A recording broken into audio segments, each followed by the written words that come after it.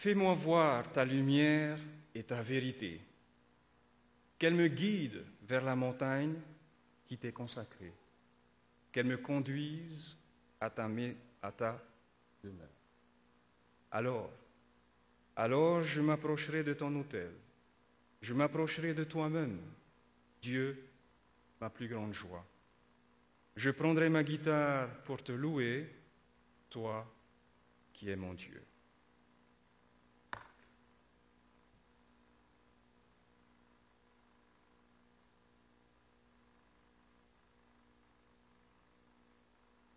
Parfois, je suis très bon, mauvais chrétien. Je suis portugais, et parfois je parle en portugais avec un accent plutôt que français. Mais là, je fais exprès. Aux yeux des gens, parfois, je suis un bon chrétien. Je viens à l'église, je fais la prédication, je chante, je visite les gens. Mais en même temps, je sens que je suis un très mauvais chrétien parce que je suis tellement pris par des affaires chrétiennes, des choses à faire à l'église, que j'oublie le Créateur. Et je me suis dit plusieurs fois, Seigneur, ouvre-moi les yeux parce que je ne peux pas te voir, je ne peux pas te connaître pour moi-même. Donc, aujourd'hui, je voulais dire, Seigneur, ouvre les yeux de mon cœur.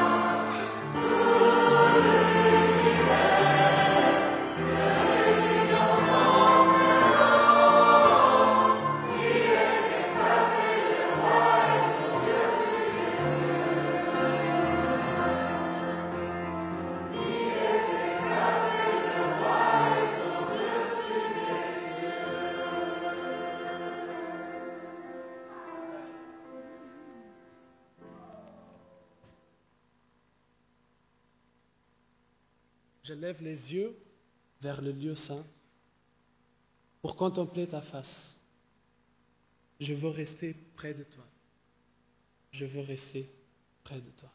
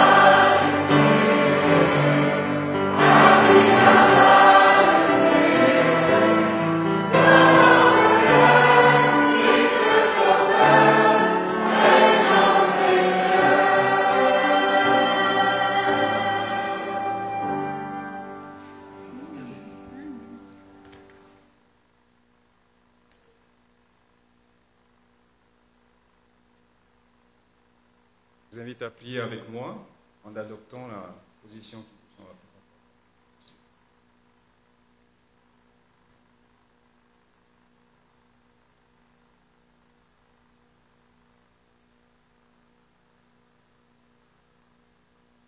Sa Majesté, Roi des rois, Seigneur des seigneurs, Créateur de l'univers, notre Dieu, notre Père, gloire à toi dans le lieu très haut et que ta paix s'étende sur chacun de nous ce matin.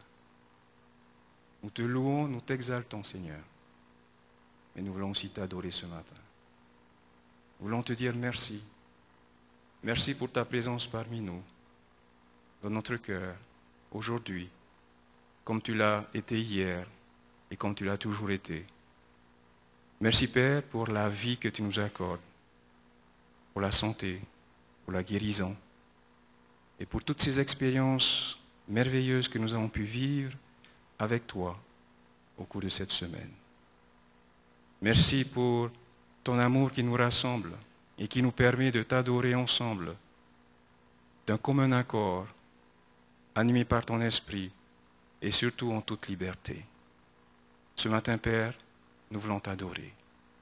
et nous voulons t'exalter. Nous voulons aussi nous prosterner devant toi, nous humilier, te demandant pardon pour nos iniquités. Nous te prions humblement, Seigneur, toi qui vois ce qu'il y a dans notre cœur, de nous purifier de tout ce qui nous salit, de tout ce qui nous éloigne de toi, de tout ce qui nous empêche de nous rapprocher de toi. Puissions-nous, Seigneur, vivre un renouveau ce matin. Puissions-nous, Seigneur, être transformés, changés et ressembler à Jésus. Et ce matin, Père, nous voudrions nous remettre entre tes mains et te prier, Père, de nous accompagner dans le message que tu nous as préparé. Que ta bénédiction nous accompagne, que tu nous interpelles, Seigneur, et que tu nous aides à cheminer avec la force, la sagesse, l'intelligence, la persévérance que tu vas nous accorder. Nous pensons particulièrement à Tarsis, que tu as préparé depuis des semaines, à qui tu as transmis un message bien précis, particulier. Que ton Esprit, Seigneur, poursuive son œuvre en lui et en nous surtout, et nous aide, Seigneur, à te contempler et à être encore surpris de ce que tu as à nous dire ce matin. Nous avons aussi une pensée particulière pour nos visiteurs qui sont là. Que tu les bénisses. Que tu bénisses également nos membres d'église qui n'ont pas pu se joindre à nous. Il y en a qui sont en vacances, il y en a qui sont en voyage, nos jeunes, nos enfants. Que tu les accompagnes également. Et bien sûr que ta bénédiction reste sur nous ce matin, en ce moment de culte. Merci pour ton oreille attentive et merci Seigneur pour ta grâce que tu nous fais. Nous voulons te demander cette prière au nom de Jésus. Amen.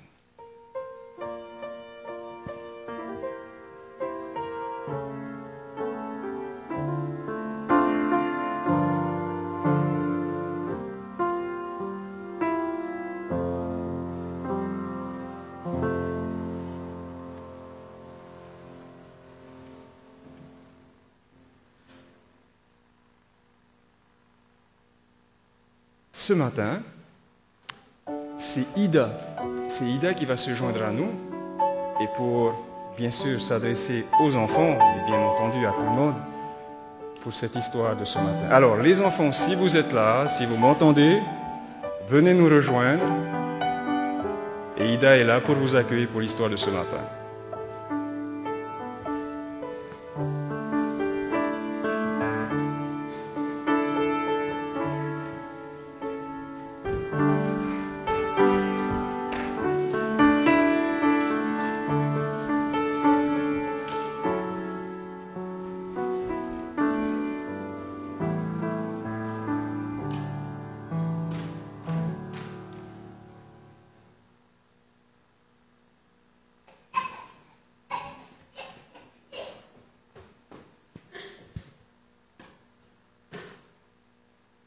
On va attendre tout le monde. Installez-vous bien. Bonjour les enfants. Comment allez-vous? Ça va? Bonjour les grands. Très bien. Tu peux t'installer là si tu veux. Hein? Voilà. À côté de ta sœur. C'est bien. Les enfants, je vais vous raconter une petite histoire. Alors, soyez attentifs et écoutez bien. D'accord? Le titre de notre histoire de ce matin est « Le toucher du maître ». Chut, écoutez bien. Le vieil instrument était très abîmé, poussiéreux. Le commissaire-priseur se dit, mais il ne méritait pas qu'on le mît aux enchères. Pourtant,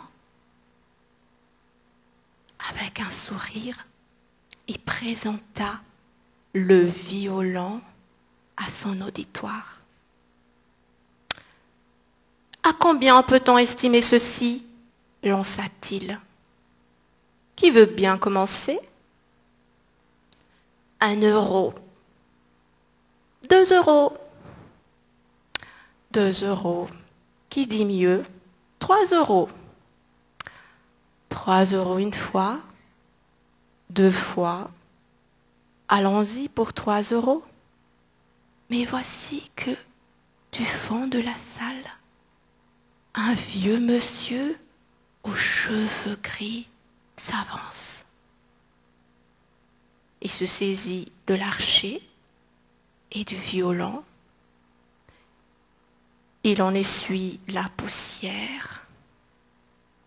Il retend les cordes. Et puis, il se met à jouer une douce mélodie, de ces mélodies qui vous bercent l'esprit et dont vous ne pouvez vous en défaire. La musique fait place au silence. Alors,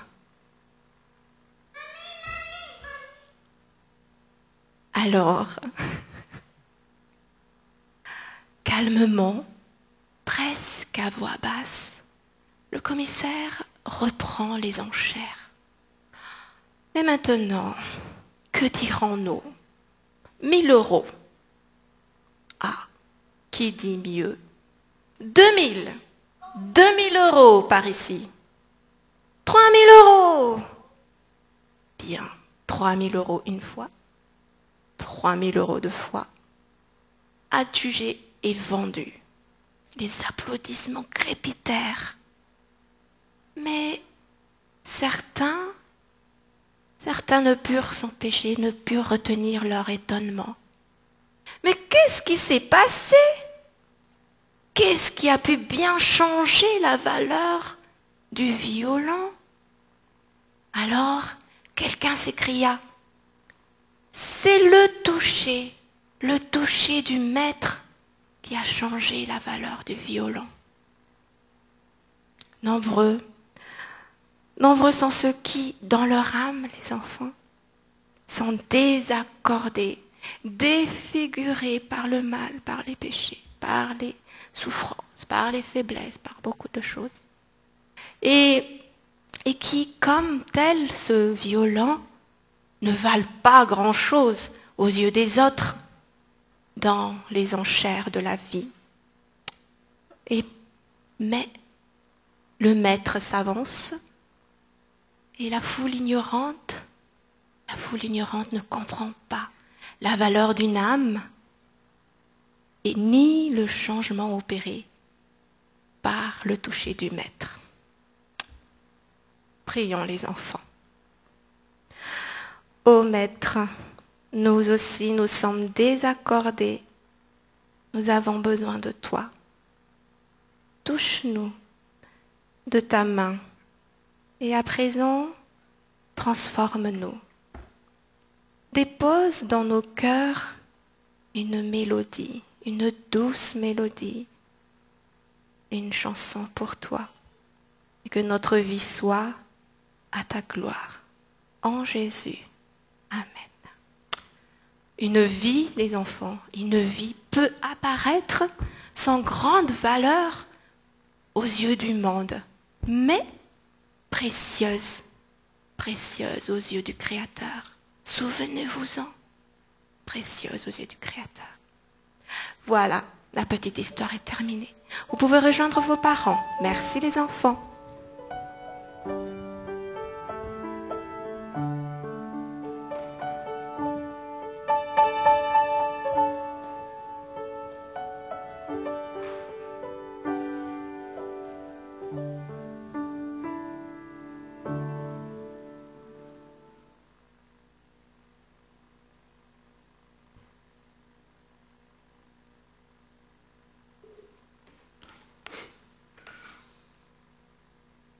Notre lecture biblique de ce matin se trouve dans le livre de Genèse, chapitre 3. Nous lisons du verset 17 au verset 20. Il dit à l'homme, « Puisque tu as écouté la voix de la femme, de ta femme, et que tu as mangé de l'arbre au sujet duquel je t'avais donné cet ordre, tu n'en mangeras point. Le sol sera maudit à cause de toi. C'est à force de peine que tu en tireras ta nourriture tous les jours de ta vie. Et tu produiras des épines et des ronces, et tu mangeras de l'herbe des champs. C'est à la sueur de ton visage jusqu'à ce que tu retournes. C'est à la sueur de ton visage que tu mangeras du pain, jusqu'à ce que tu retournes dans la terre d'où tu as été pris. Car tu es poussière, et tu retourneras dans la poussière. Adam donna à sa femme le nom d'Ève, car elle a été la mère de tous les vivants. Le Seigneur bénisse l'effet de sa parole sur nos cœurs.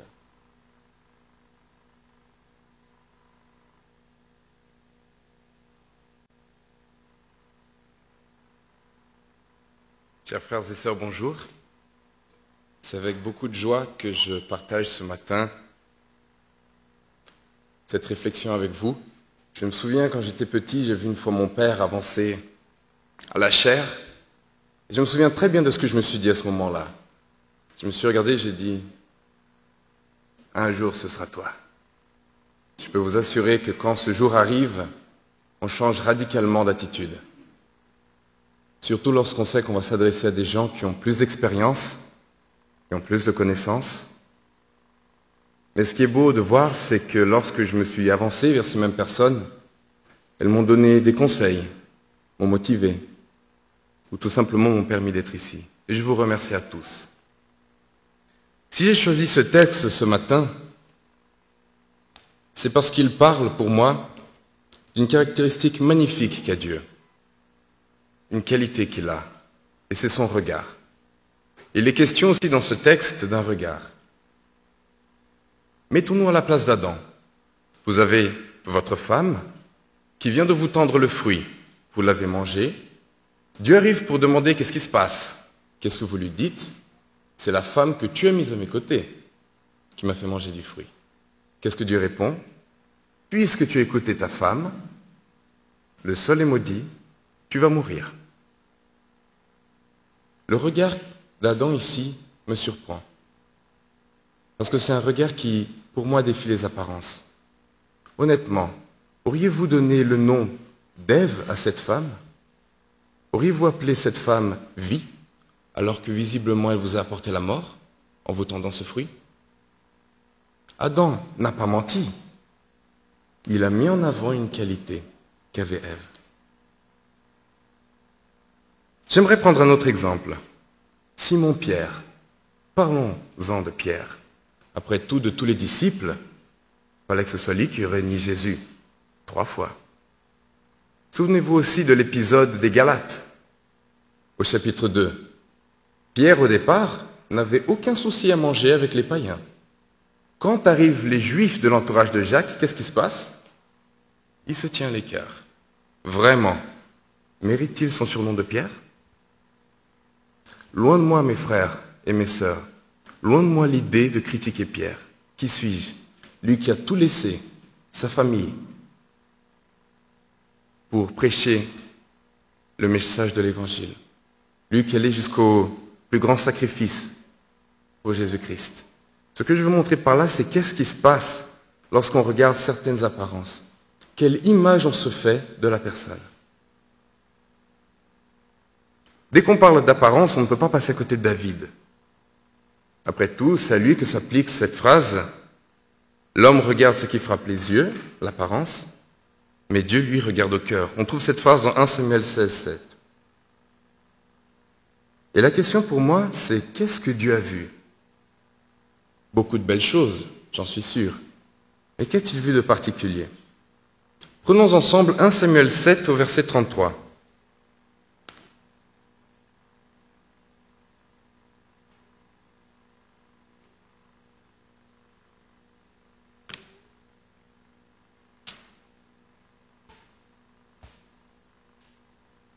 Saül a fait venir David et lui demande, est-ce que c'est bien toi qui es en train de dire que tu vas détruire ce Philistin? Souvenons-nous l'épisode de Goliath qui s'avance tous les matins en face de l'armée d'Israël et qui dit, on va faire un duel.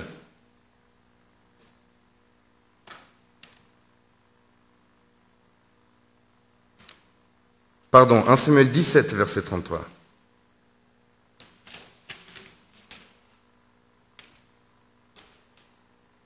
Saül dit à David, « Tu ne peux pas aller te battre avec ce Philistin, car tu es un enfant et il est un homme de guerre dès sa jeunesse. » David dit à Saül, « Ton serviteur faisait paître les brebis de son père. Et quand un lion ou un ours venait en enlever une du troupeau, je courais après lui, je le frappais et j'arrachais la brebis de sa gueule. S'il se dressait contre moi, je le saisissais par la gorge, je le frappais et je le tuais. C'est ainsi que ton serviteur a terrassé le lion et l'ours, et l'on sera ainsi du Philistin, car il a insulté l'armée du Dieu vivant. » Ce que je veux mettre en avant ici ce matin, ce n'est pas les qualités indéniables de combattant qu'a David, capable de tuer un ours, un lion, et on sait, le Philistin. C'est autre chose qui m'intéresse. Quand un lion ou un ours venait en enlever une brebis du troupeau, je lui courais après, je le frappais et j'arrachais les brebis de sa gueule. C'est une caractéristique magnifique qu'a ce berger David, qu'on retrouve chez un autre berger. Nous connaissons tous un berger qui lui aussi va chercher ses brebis, quitte à mettre sa vie en risque, qui plus est, qui a mis sa vie en risque, qui a sacrifié sa vie pour ses brebis. Bien sûr, je parle là de Jésus. Le lien entre David et Jésus est d'autant plus fort que dans 2 Samuel 7, Dieu dit à David, lorsque David lui dit « Seigneur, j'aimerais construire une maison pour toi, un temple », Dieu lui dit « C'est pas toi qui vas me construire une maison, David, c'est moi qui vais t'en construire une postérité. Et à elle sortira Jésus-Christ, en tout cas Jésus-Christ s'identifiera. » Et ce lien devient d'autant plus clair lorsque, arrivant à Jéricho, Jésus entend quelqu'un crier derrière lui, « Jésus, fils de David, aie pitié de moi. » Seulement ce matin, mes amis, ce n'est pas de David que j'aimerais vous parler. Car après tout, ce qui était destiné, ce qui a été donné à David au départ, est-ce que ce n'était pas destiné à quelqu'un d'autre? Si vous me permettez, j'aimerais tourner cette phrase « Jésus, fils de David, aie pitié de moi » de la façon suivante. Est-ce que ça aurait dû plutôt être « Jésus, fils de Saül, aie pitié de moi » ? Je ne sais pas quelle image vous avez de Saül. Je dois vous avouer que la mienne était très négative. Elle était conditionnée même par celle de David. Quand j'étais petit, on avait des VHS, on n'avait pas le DVD encore à cette époque, des histoires de la Bible.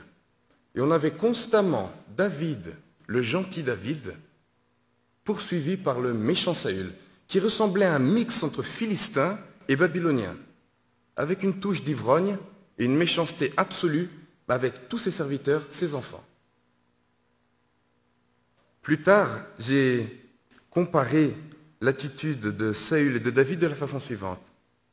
David n'a pas hésité à mettre sa vie en jeu pour chercher une brebis. Saül, lui, a abandonné la recherche des ânesses de son père.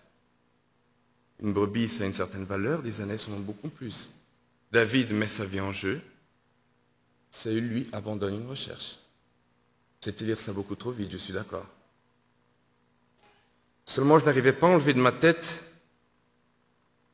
l'idée que Saül, pour moi, était un roi qui, dès le départ, était voué à l'échec. Pour l'exemple. Pourquoi? Parce que j'avais cette phrase dans la tête à propos de David qui disait que David est le roi selon le cœur de Dieu, que Dieu s'est choisi une personne selon son cœur. Et pour moi, automatiquement, Saül ne l'était pas, Saül ne l'avait jamais été, Saül n'était qu'un exemple, un contre-exemple de David. Prenons ensemble 1 Samuel 13, d'où justement est tirée cette phrase « un homme selon le cœur de Dieu ». À partir du verset 11. Samuel dit, « Qu'as-tu fait » Saül répondit, « Lorsque j'ai vu que le peuple se dispersait au loin de moi, et que tu n'arrivais pas au terme fixé, et que les Philistins étaient assemblés à Michmash, je me suis dit, les Philistins vont descendre contre moi à Gilgal et je n'ai pas imploré l'Éternel. C'est alors que je me suis fait violence et que j'ai offert l'holocauste. Samuel dit à Saül, tu as agi en insensé, tu n'as pas observé le commandement de Dieu. L'Éternel aurait affermi pour toujours ton règne sur Israël, et maintenant ton règne ne durera point. L'Éternel s'est choisi un homme selon son cœur, et l'Éternel l'a destiné à être le chef de son peuple, parce que tu n'as pas observé ce que l'Éternel t'avait commandé. Parce qu'il n'a pas observé, Dieu allait trouver quelqu'un d'autre. Et surtout, l'Éternel aurait affermi pour toujours ton règne. Il semble par là que le lien est clair, et que ce qui a été ensuite offert à David, qui on le sait dans 2 Samuel 7, Dieu parle justement d'affermir pour toujours le règne de David, c'était au départ destiné à Saül. Mais pour moi, le plus bel argument prouvant qu'au départ, c'était vraiment Saül, et que Dieu voulait que Saül réussisse, c'est que dans la bouche même de David, on entend cette phrase, « Si une seule brebis se perd, je vais la chercher, je fais tout mon possible pour aller la chercher. » On a vu que ça se rapporte aussi à Jésus. Pour moi, Dieu a fait tout son possible pour maintenir Saül en fonction. Oui, à un moment, Dieu a regretté de l'avoir établi, il le dit. Mais au départ, Saül était son choix numéro 1. Et tout ce qui était offert à David était au départ destiné à Saül. Et voici la question centrale pour moi ce matin. Si en David, Dieu a vu et mis en évidence une caractéristique, une qualité qu'on retrouve chez Jésus, est-ce que pour Saül c'est pareil? Est-ce qu'il y avait en Saül une qualité magnifique qu'on pourrait retrouver en Jésus? Il semblerait que oui. Et c'est une très belle qualité. Je n'ai pas réussi à trouver les mots qui arrivent à concrétiser l'idée qu'il y a derrière. Mais il semble que Saül, comme Jésus, ont une envie de rallier les hommes, une envie qu'il règne une entente entre les hommes et autrui. Souvenez-vous que la caractéristique de David a été mise en évidence lors de son premier combat, celui contre Goliath. Et c'est pareil dans le cas de Saül. Prenons ensemble 1 Samuel 11.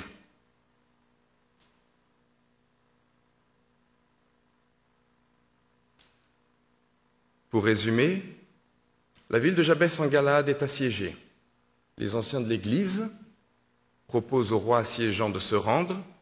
Celui-ci dit bien sûr, mais à condition de crever l'œil droit à tout le monde.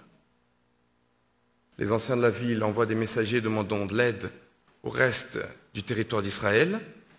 Quand le reste du peuple d'Israël entend cette nouvelle, ils se mettent à pleurer, et c'est le désespoir. Arrive Saül, et qu'est-ce qui se passe? Il est saisi de l'Esprit de Dieu, rassemble les troupes, les fait marcher comme un seul homme, descend sur l'ennemi, le détruit, libère la ville. C'est ce qui vient tout de suite après, qui est intéressant pour nous ce matin.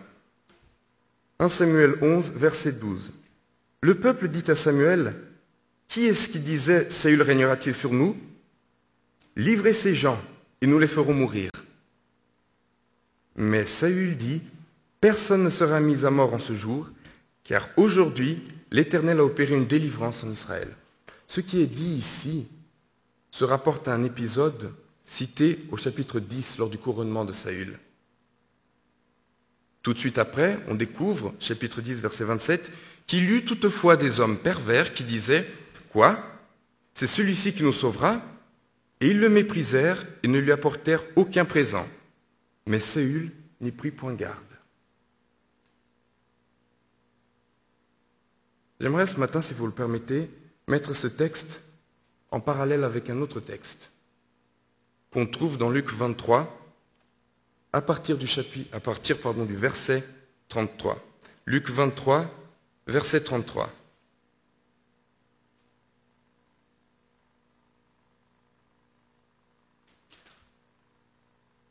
Lorsqu'ils furent arrivés au lieu appelé Crâne, ils le crucifièrent là. ainsi que deux malfaiteurs, l'un à sa droite et l'autre à sa gauche. Jésus dit, « Père, pardonne-leur, car ils ne savent pas ce qu'ils font. » Ils se partagèrent ses vêtements en tirant au sort. Le peuple se tenait là et regardait.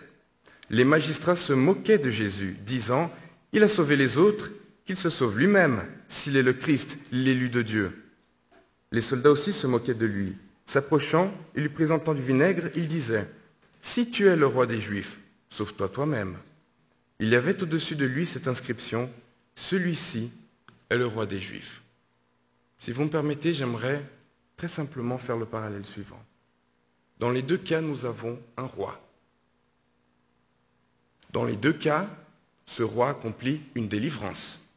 On est d'accord que si Saül, c'est la ville de Jabès en Galade, Jésus, la délivrance de l'humanité. Dans les deux cas, on se moque de ce roi.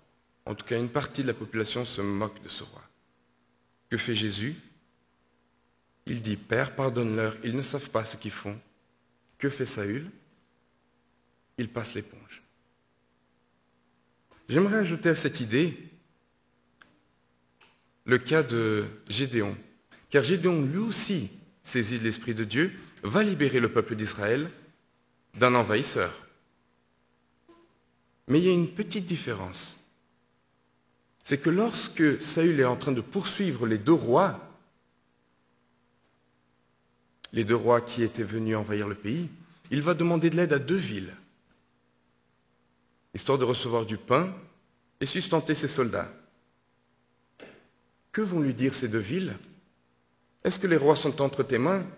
Non, Saül, non. Alors cours toujours. On est d'accord, c'est pas ça ce qu'il dit, mais l'idée est là. Il se moque de Saül. Il se moque de Gédéon. Que fait Gédéon? Lorsqu'il a capturé les deux rois, il revient dans ces deux villes, Sukkot et Pénuel, détruit et tue toutes les personnes de la ville de Pénuel et va châtier les autres qui habitaient Sukkot. Saül, lui, n'a pas fait ça. Il n'a même pas assis son autorité par le fil de l'épée. Il y a bien sûr entre Jésus et Saül une différence fondamentale. C'est que Jésus, s'il voulait qu'une bonne entente règne entre les hommes et autrui, s'il voulait que les hommes soient ralliés, c'était avec son Père. Plus que tout, pour Jésus, ce qui était important, comme il le dit lui-même, c'est « Père, non pas ma volonté, mais la tienne ». Et Saül, malheureusement, n'est pas arrivé à ce stade. Souvenons-nous de deux autres combats qu'il doit mener, dans 1 Samuel 13 et 1 Samuel 15, respectivement contre les Philistins et contre Amalek. Il va donner exactement la même excuse au pourquoi il n'a pas obéi l'ordre de l'Éternel. Dans le premier cas, le peuple se disperse de lui, il a peur, il décide de faire le sacrifice à la place de Samuel. C'est ce qui est dit. Et dans le deuxième cas, l'excuse qu'il donnera à Samuel, c'est que s'il n'a pas tué toutes les bêtes et qu'il a gardé les meilleures, c'est parce qu'il a eu peur du peuple. Il semblerait par là que pour lui, il était plus important qu'il règne une bonne entente entre le peuple et lui, que les hommes soient ralliés à lui, alors que Jésus avait dépassé ce niveau. Pourtant, tout porte à croire que Saül était bien parti. Alors qu'il avait la possibilité d'asseoir son règne par le tranchant de l'épée, il n'a pas fait. Il préférait que règne une bonne entente. Seulement ce matin, je n'ai pas envie de vous laisser partir avec l'idée dans la tête que ça aurait pu, mais c'est dommage. C'est pas ça. Quel genre de culte ce serait? Aussi, je me tourne vers l'avenir, vers le texte d'Apocalypse 22, verset 5, qui dit que nous habiterons avec Dieu et que nous régnerons avec lui. On retrouve cette idée dans Apocalypse 20, verset 6. Nous allons régner avec Dieu. Et qu'avons-nous vu ce matin? C'est que Dieu veut que toutes ses brebis soient sauvées. Et si l'on sait que toutes ces brebis qui sont sauvées, qui seront sauvées, qu'il veut que toutes se sauvent, eh bien c'est pour régner dans le ciel. Je me permets de conclure une chose. C'est qu'en chaque personne dans notre monde autour de nous, il y a au moins une qualité magnifique. Au-delà des apparences, il y a une qualité magnifique que l'on retrouverait en Jésus. Et ma prière pour nous ce matin, c'est que nous soyons non seulement la voix de Jésus et les mains de Jésus pour apporter la bonne nouvelle, pour réconforter, pour guider, les mains pour relever ceux qui sont par terre, pour guérir leurs blessures, mais que nous puissions aussi être le regard de Dieu ici sur terre.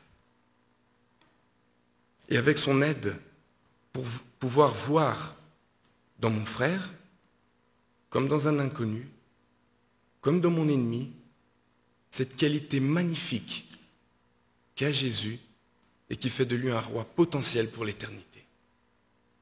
C'est ma prière pour nous tous ce matin. Je vous remercie et si ça a été un peu court, vous m'envoyez désolé et je vous souhaite à tous un très bon sabbat.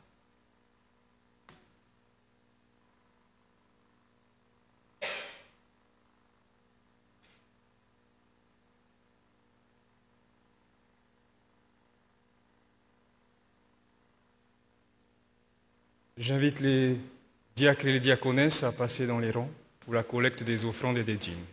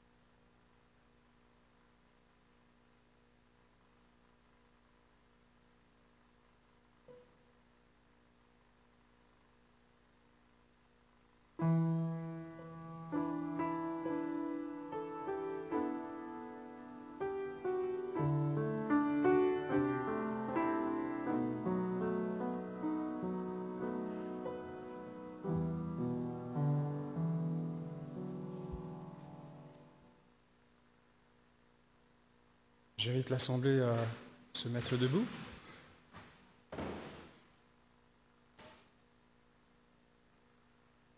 Seigneur, à toi la grandeur, la force, la splendeur, la majesté et la gloire, car tout ce qui est dans les cieux et sur la terre est à toi. À toi la royauté et la souveraineté sur tous les êtres. La richesse et la gloire viennent de toi, et c'est toi qui domines tout. Dans ta main sont la puissance et la force. Dans ta main le pouvoir de tout élever et de tout affermir. Maintenant, notre Dieu, nous te rendons grâce et nous te louons pour toute ta splendeur. Merci pour ces dîmes, merci pour ces offrandes, que ta bénédiction les accompagne. Au nom de Jésus, Amen.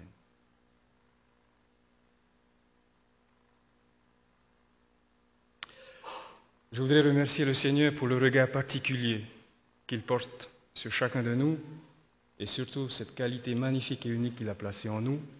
Ce matin, il nous invite à le contempler. Il nous invite à le contempler dans toute sa splendeur et à nous réjouir avec lui.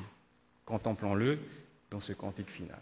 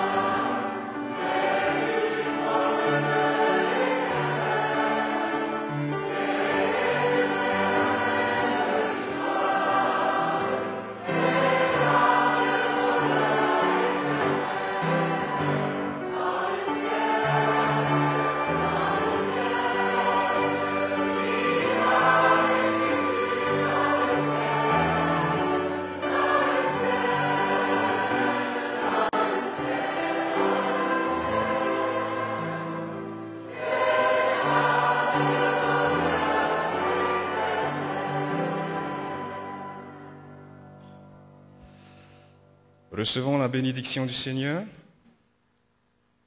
Fortifie-toi et prends courage. Ne t'effraie point et ne t'épouvante point, car l'Éternel ton Dieu est avec toi dans tout ce que tu entreprendras.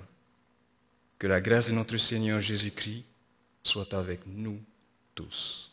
Amen.